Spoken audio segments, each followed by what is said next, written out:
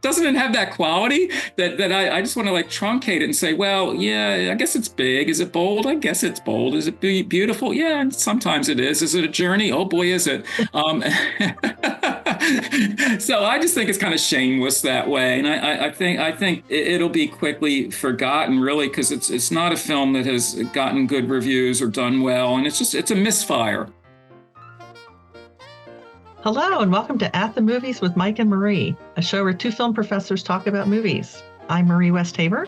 And I'm Mike Giuliano. And today we're going to talk about One Battle After Another and A Big, Bold, Beautiful Journey. I always get that, such a confusing title, but let's start off with the One Battle After Another. Mike, I know you're going to have so much to say about this Paul Thomas Anderson movie, so set the stage. Yeah, let's do battle. We'll enter into it immediately. Paul Thomas Anderson is such an ambitious, really audacious filmmaker that I always want to see whatever he makes. And he's made a lot of films. When you think about films like There Will Be Blood, The Master, on and on, oftentimes, sprawling ensemble pieces. Some of his earlier films, you think about Robert Altman that way. But the person to think about here actually is the novelist Thomas Pynchon. This is the second film that Anderson's made that's loosely inspired by a Pynchon novel. The other one would be Inherent Vice from 2014. And I got to say, the reason I want to do battle is this. The film we're talking about, One Battle After Another, as you and I speak in the fall of 25, it's among the best reviewed films of the year. I mean, people are really throwing out the superlatives. And I want to offer a bit of a minority report. I mean, there's much to admire here. There are definite strengths here for sure. And it's like better than 90% of the films I see. So all that duly acknowledged. But for me, and I know I obsess over running times, but this film has a running time of 2 hours and 41 minutes. And for my money, it wears thin after a while. And I think that's actually, frankly, a problem sometimes with Pynchon's novels. I mean, a great novelist, and yet, you have the heft of the book sometimes. And another thing, this gets into like quasi-philosophical ground. Without spoiling anything in this film, there are many scenes and indeed a few characters who I would say are borderline implausible. And, it's like really far-fetched satire. And at what point subjectively do you as a viewer say, oh, come on now, like he wouldn't do that or she wouldn't be that way, or whatever the case might be there. And again, that is very individualized as to how do you respond to that. But in the aggregate, I think it ultimately hurts the film. And the quasi-philosophical aspect, though, is this. In a Pynchon novel, there are things that when I see them on the page, I might laugh or I might scoff or I might whatever, but somehow my imagination says, oh, okay, let's go with it, and I'll go with it. The nature of film, of course, is that sort of literal mindedness in a visual sense that you're actually seeing it there. And for me, it's sometimes like more difficult to accept it when I see it on screen than if we'll talk about Sean Penn's character in a while, but there are things that I think, oh, come on now. But just to set the stage as you want me to do in a concise way, which I've never done before, but in a concise way to set the stage here. There's a character, Bob Ferguson, played by Leonardo DiCaprio. And I got to say at the outset, this is a superbly acted film. I mean, it's really, really impressively cast and acted. So whatever my reservations, boy, all kudos to the actors who will get Academy Award nominations, I'm sure. He plays a foolish revolutionary. And what's interesting here is that for the length of the film, it doesn't really go into details. You're not going to get the names of politicians. You're not going to get specific agenda items. These are revolutionaries who are calling for freedom. Well, we all want freedom, but they are violent and among themselves as much as against the government and so on. There are some scenes like a detention center for immigrants. So where how can you not connect the dots between our headlines and what's going on in the film. And indeed, the Pynchon novel, which came out in Vineland, which came out in 1990, is very much set in the 1980s, but looking back to the 1960s. So what I think Anderson does very cleverly here is it's very much a film in our own time, and yet our protagonist, if we can call him that, I guess, is constantly flashing back to things from 16 years earlier. So you go back to the period when he was an active revolutionary. Since then, he's literally gone to pot. He smokes, he drinks, he's a mess. And DiCaprio really lets himself be a mess. And he lives in the perfect place for this kind of recluse, Northern California, among the redwoods. He's sort of hiding out in the woods. And so it's a really intriguing character study in that respect. And so the organization he had belonged to was called French 75. And this is a movie. It's full of references. The French 75 was a field gun. It was also the name of a cocktail in Casablanca. So So, I mean, this is just chock full of things you can talk about for hours. But anyway, it was one of those sort of Antifa type groups going back in the day in this case. And sometimes groups like that are not,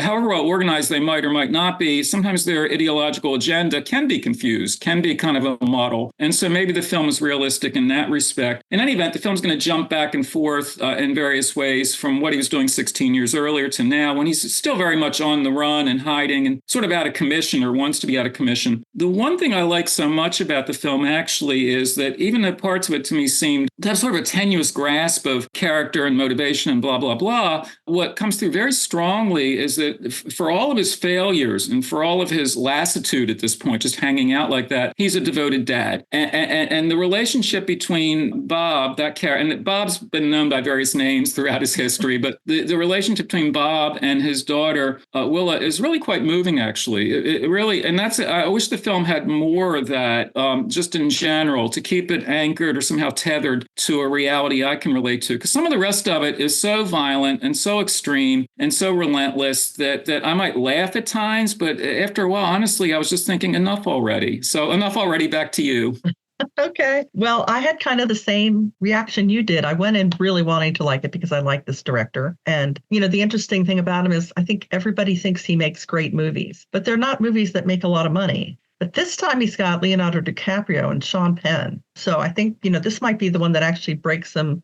He might be the breakout film that introduces him to a wider audience. The two main guys, Leonardo DiCaprio and Sean Penn, are both incredible in this. They both are kind of falling apart, but in completely different ways. Leonardo DiCaprio is just sort of, he's letting it all hang out. It's all just exploding out of him. And he spends most of the movie, with dirty hair and wearing a bathrobe. He looks terrible, but he owns it. Whereas Sean Penn is just this locked down. Everything that is shattering in him, he is just holding as tightly as he can. He has the most interesting walk. You just see everything he is struggling with, just even in the way he walks. I'm going to say this will be nominated for Best Picture, and he will probably pick up another Academy Award as Best Supporting Actor. He was the best part of the movie, and he's the bad guy. It's going to receive nominations in all the major categories. That's a lock. When you talk about the lockdown quality of the character, he has a great name, Colonel Stephen J. Lockjaw, and so that's his character. In terms of how he walks, Sean Penn is really, really smart with how he handles the physicality of the character. And one of the reviews of the film said it seems like he has like a rod, stuck up his posterior. I'll put it politely, but he sort of walks that way. And there are scenes where you're meant to think that because he's walking down the road, let's say, and you find yourself, almost like in a silent film, you're watching the body language of him, and it's a totally controlled performance. And Sean Penn's obviously done a lot of really good work, but this is one of his best performances. However, I might feel about the character, and sometimes the character is so extreme there that he almost seems like the Jack the Ripper character in Stanley Kubrick's film. I mean, don't you sometimes feel that way, that it's just like this, like really, really extreme,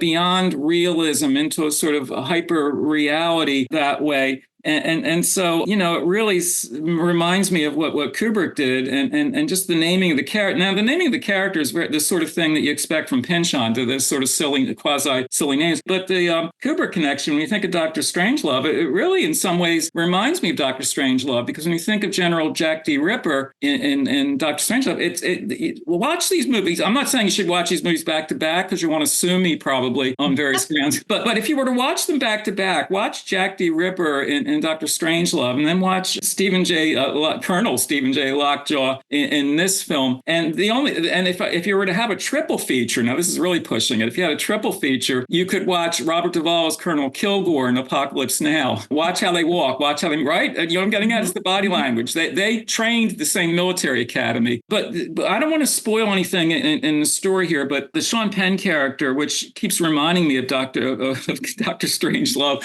and that general. Farrell. But that character is so extreme. And, it's hard to talk about the character without spoiling something. But in terms of the values he represents and the things he does and so on, that was one aspect of the film where I thought, well, great performance, but problematic character. Now, I know in real life, and we know from daily newspaper headlines, things take strange turns and things that should be implausible are all too real. I know all that, but watching the film, it just oftentimes struck me as contrivance that he would do certain things. I mean, let me pick your brain on this, because that's actually one of the points where, much as, as a movie nerd, sure, I like making connections with, Doctor Strangelove and Apocalypse Now and this and that, but that's a parlor game ultimately. As I'm watching this film, there are times where I just wasn't quite buying it at a visceral level. Can I sort of pick your brain on this? Because that's where I didn't entirely turn against the film, but I just found that I was scoffing a bit, or not finding it quite as funny as I was meant to find it. Well, I'll say, like, the Benicio del Toro character kind of gives it another sort of layer, because, he's involved in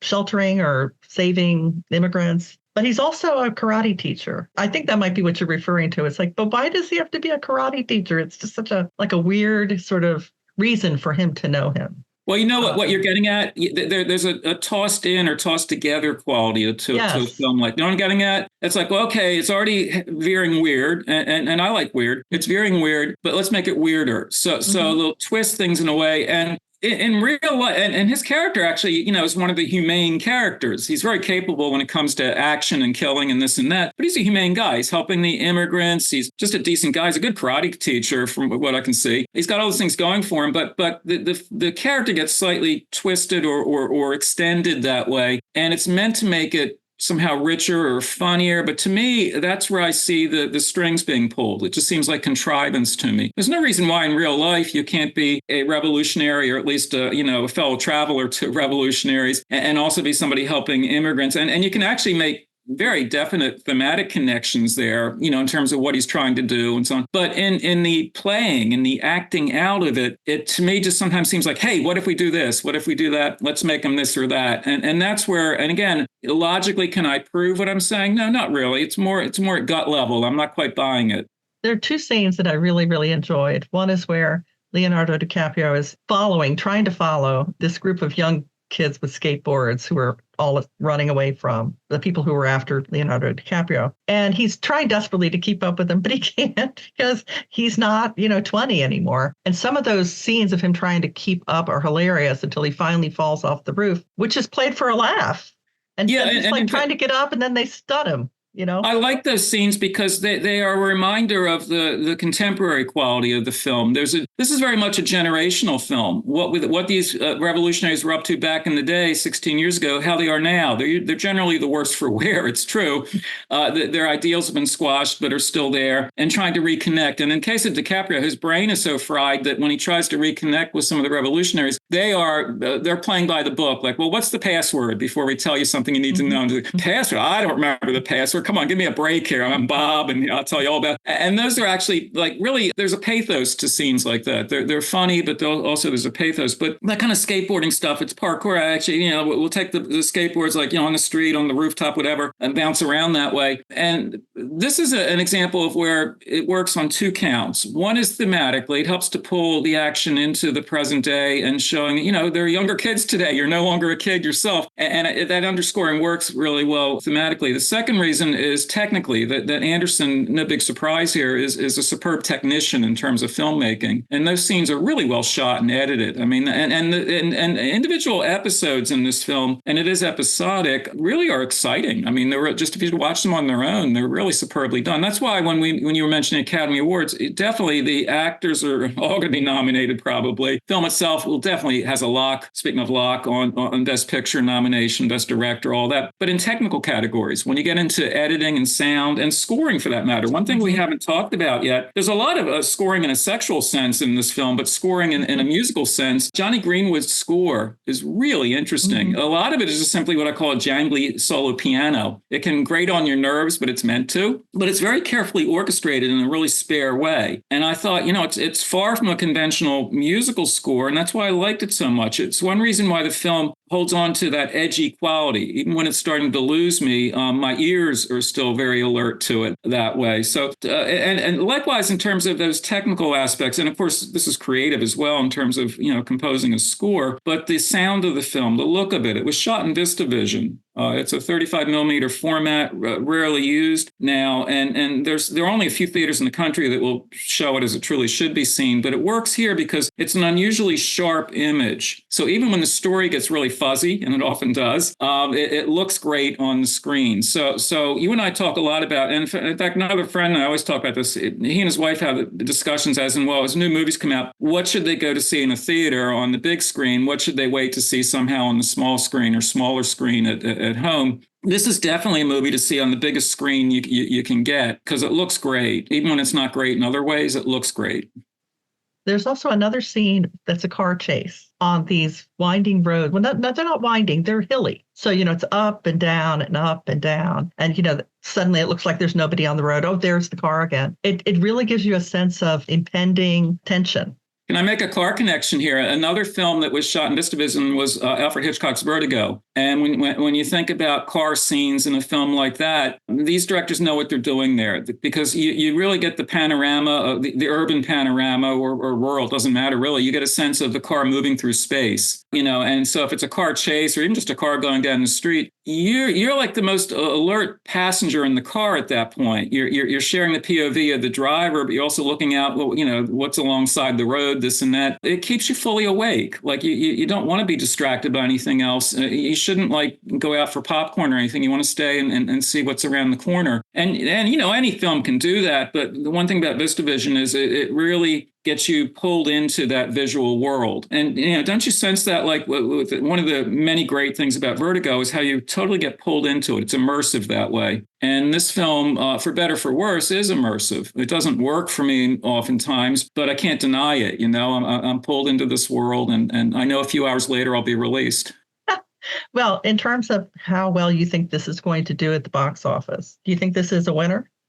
Well, I usually shy away from questions like that because I'm wrong, and I don't want to be wrong again. But Paul Thomas Anderson's been a critical favorite for many years now, and you made a really good observation to kick us off here that a critical darling and movie buffs love him and so on. The films haven't always done as well at the box office, but they've done okay. You know what I mean? It's not like he's only riding on critical laurels. I mean, he's got a box office following. It's not typically, as big as some of the superhero type movies, but his films are challenging. I mean, if you're looking for light entertainment on a Saturday night, you should definitely pick something else, But you also made the very good point that in terms of theatrical box office, but I would say beyond that, in terms of streaming and just however people watch movies now, the casting certainly helps here. Leonardo DiCaprio can carry a film, goes without saying. The critical kudos extended to Sean Penn and so on. Yeah, people are going to know those names, and that can only help in that respect. So I hope the film does really well because it's so much better than most of the films I see. So that's why, even though mine's a minority report, at least there's a lot I can say in favor of this film that really is exciting. So many other films, they might be somehow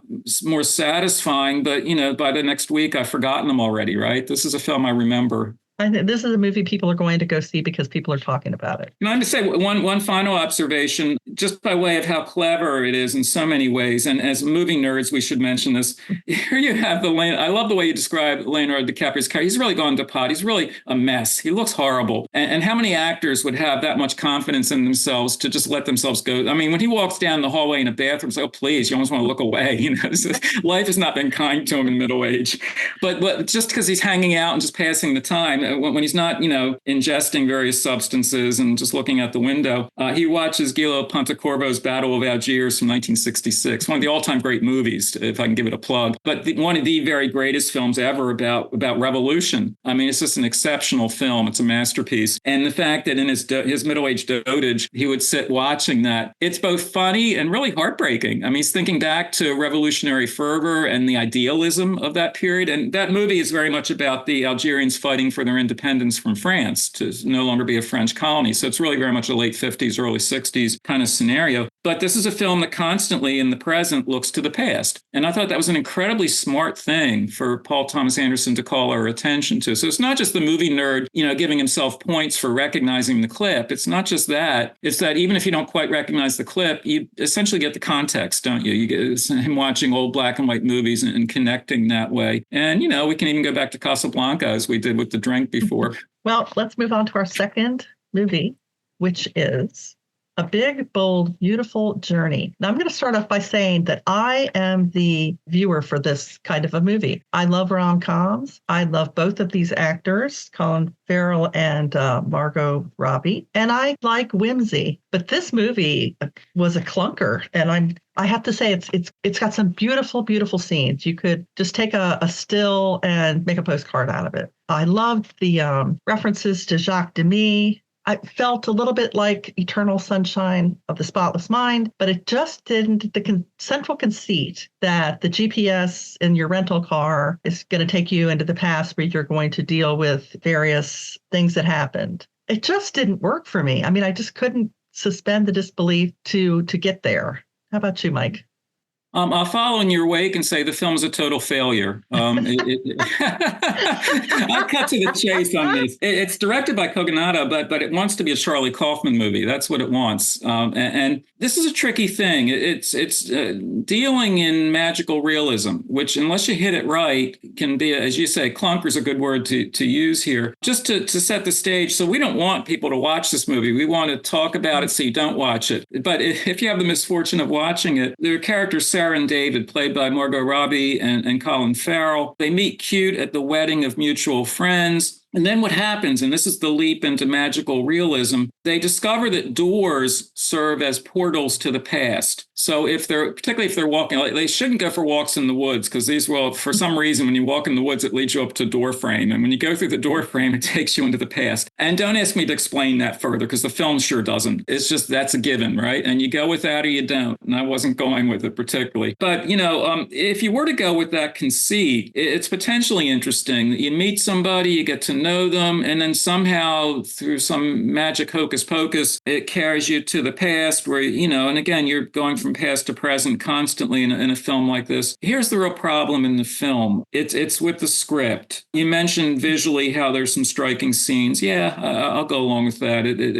Eye candy kind of appeal that way. But where it really fails is with the script because both characters are so superficially written. They're so shallow that as they're like, oh, wow, man, that was, they go at those conversations. I don't know them very well. I don't care about them at all. I mean, that sounds cold-hearted, but I really don't. So whatever revelations are meant to be there and whatever bonding between them, the film left me not just cool, but totally cold. I was so indifferent to it after a while. I wanted to find the portal that would get me out of the theater. That's what... That's what I wanted. And the film has had mostly bad reviews as it should. And I think one indication of the failure of it is that the film is so heavy-handed in its treatment of the superficiality. And it starts with the film's very title. Whenever you and I talk about this film, we have to double check ourselves. Did we get the title right? A Big, Bold, Beautiful Journey. Well, gosh, that's what it's going to be. Why not put some more adjectives in there and just pile them on? Doesn't it have that quality? That I just want to truncate it and say, well, yeah, I guess it's big. Is it bold? I guess it's bold. Is it beautiful? Yeah, sometimes it is. Is it a journey? Oh boy, is it. So I just think it's kind of shameless that way. And I think it'll be quickly forgotten, really, because it's not a film that has gotten good reviews or done well. And it's a misfire, and I don't want to seem sadistic and twist the knife that way, but there's almost nothing good to say about this film. Well, I will say I completely agree with you. The problem is the script, because one thing I was thinking while I was watching it was, you know what, if they just turned off the sound and I could make up what was going on and what they were saying, it would have been a much better movie because it's, like I said, certain scenes are gorgeous and, you couldn't have two prettier people playing the leads, but there's no chemistry. They say things that they just don't say. It was just, most of it, I was just, shaking my head going, oh, come on. Now, apparently the GPS system in the original script was supposed to actually be sentient. So would actually, know what was going on with you and that kind of thing, which I think would have been a better movie. But almost anything could have been done to make this a better movie.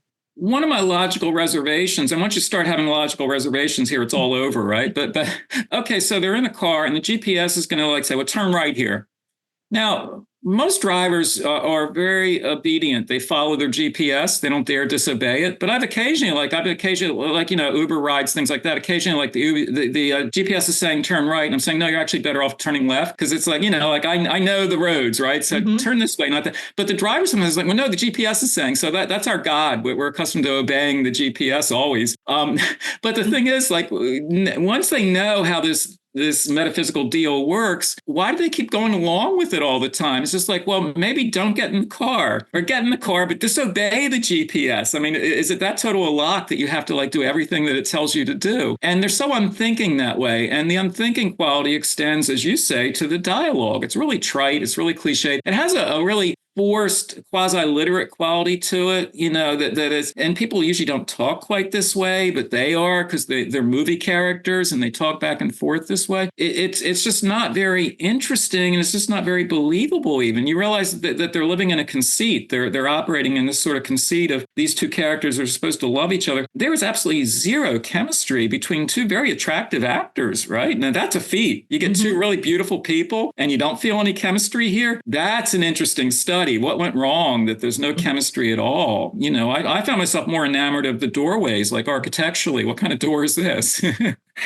Actually, I think there was some meaning to the colors. So the pale yellow is regret, ultramarine for denial, and blood red for acceptance. So not that I recommend you go back and rewatch it to pick that up, but just for if you're painting your house and you want some color guides, some keys, I guess so. But I like movies typically that are color coded in a way. I like sometimes the cleverness of how they work certain colors in. Here, it's just like it's one of those whatever responses I have. If they say, well, here's the yellow, here's the pencil. Well, so what? I just get rid of all those colors and just let them turn left rather than right. Let them have a normal relationship, and maybe I'll care about them. But here they are totally subject to and prisoner of the script that they've been given, and that's why you can sense this in the acting, actually. And I know I'm being kind of mean-spirited here, but it's as if these actors have their lines and my line, your line. It's that kind of a thing. And I'm facing you on a screen right now and I'm speaking to you in a certain way. And there might not be any genuine feeling there, but I got my line out, didn't I? I said the line of dialogue. It's failing at that basic level of they know their lines, but there's nothing behind the lines, really.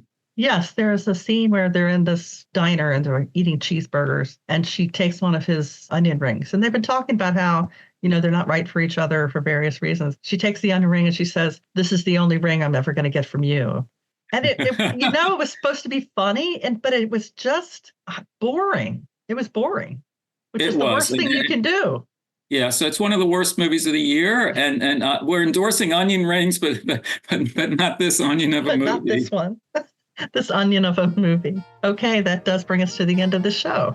But don't forget to check out our other episodes at atmhcc.podbean.com. And we'll see you next time at the movies. See you then. Thanks for listening to Dragon Podcasts. Connect with us at podbean.com/dragonpodcasts.